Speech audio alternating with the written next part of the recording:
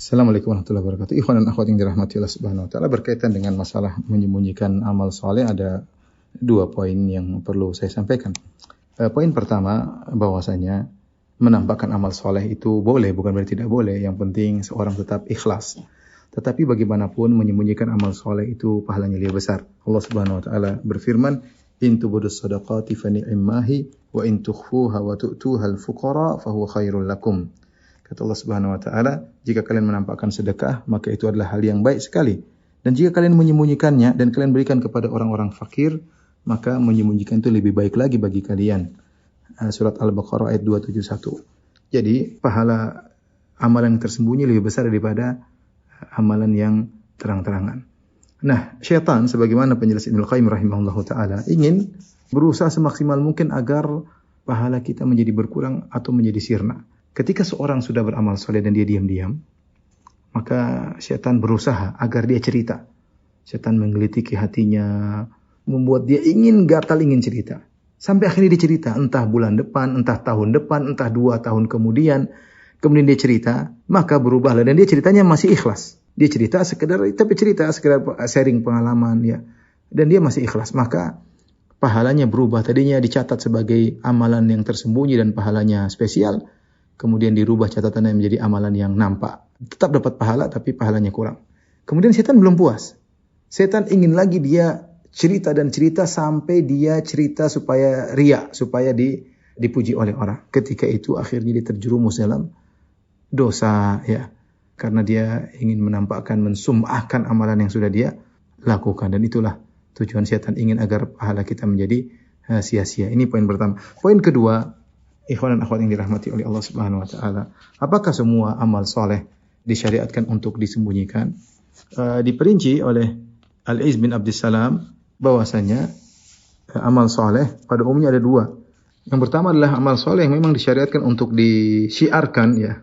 Ini biasanya berkaitan dengan amalan-amalan yang wajib seperti azan, iqamat, bertakbir, kemudian khutbah, kemudian sholat jamaah, sholat berjamaah, syiar. Kemudian misalnya amar ma'ruf nahi mungkar, sholat Jumat, sholat Id, mengantar jenazah, ya. Ini perkara-perkara yang memang harus dinampakkan. Ini syiar kaum muslimin, ya. Syiar kaum muslimin, ya. Jangan disembunyikan, justru harus disiarkan. Bagaimana kalau orang yang melakukan amal ini semua, dia tetap mensiarkan dan dia berusaha ikhlas, dia berjuang, ya, untuk tetap ikhlas. Ini yang pertama. Yang kedua adalah amalan-amalan yang tidak demikian.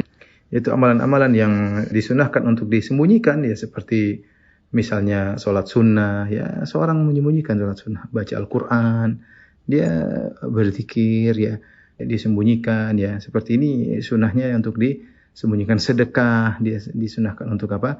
Disembunyikan, ya, amalan-amalan yang tidak butuh syiar. Beda dengan kalau sedekah wajib seperti zakat, maka ditampakkan. Kalau sedekah wajib kita tampakkan, ya, agar orang-orang miskin tahu bahwasanya kita bayar zakat, ya, sehingga mereka tidak suudzon, ini orang kaya kok tidak bayar zakat. Kita tampakkan kita bayar zakat, kita berikan kepada tetangga kita, sehingga kita tampakkan, ya, untuk menghilangkan tuduhan yang tidak-tidak. Dan ini juga adalah syiar membayar zakat. Demikian juga misalnya udhiyah tadi masuk dalam golongan yang pertama, adalah kita tampakkan bahwa ini syiar, kita menyembelih untuk Allah Subhanahu wa taala. Tapi yang tadi yang sunnah-sunnah seperti baca Quran, zikir, salat sunnah, sedekah sunnah, maka hendaknya kita sembunyikan. Kecuali ikhwan dan akhwat yang dirahmati Allah Subhanahu, kecuali seorang adalah qudwah atau panutan.